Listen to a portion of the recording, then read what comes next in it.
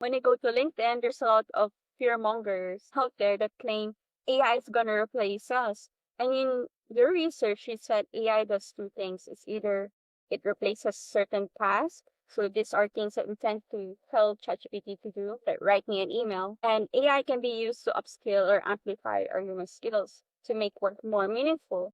So my question is, in terms of your research, when organizations says we're going to deploy AI, what do they tend to focus more on and why? And that's a great question to start with. And there's also another thing that technology can do, which is a really exciting path, which is actually create new types of work and new forms of tasks and even jobs as well. So what we're finding at the moment, what the evidence suggests is that organizations can take a focus on automation, which is what you call, Jeslyn, that replacement pathway. So, one of the things that organizations can think about, particularly if they're for-profit organizations, is how they can reduce their costs. And often one of their larger costs is employees, is their human labor. So that is one of the things that can drive the focus toward automation and how technology can replace things that humans do in order to reduce cost. And obviously that has implications for us as workers, because there's also evidence that suggests, well, probably unsurprisingly, the way that we as workers like to see AI used is in collaboration with us. And there's certainly evidence that some of the best benefits that we can get from using these technologies is when we're using them alongside us, when we're working in collaboration with them.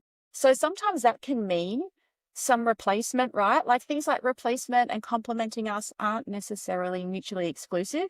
So we know that workers, when we ask them, how do you want these technologies to be used in your organizations? One of the things that we probably say is, well, we'd like it if it can help us to like automate or replace that really boring stuff, the repetitive stuff, the routine stuff that we do that takes up a lot of our time that isn't really high value. I'm sure we can think of lots of things like that, right? Like organizing meetings or, the chaos that can be our inboxes, all those sorts of things. So technology can complement us in ways that does have a little bit of replacement, like it takes on stuff we don't want to do. But what that can then do is free us up to do higher value work, ideally. So it's those sorts of pathways, I think, ideally we want to find in organizations, because when we find those pathways, it can mean we have a better experience at work. It can mean it can support better job design.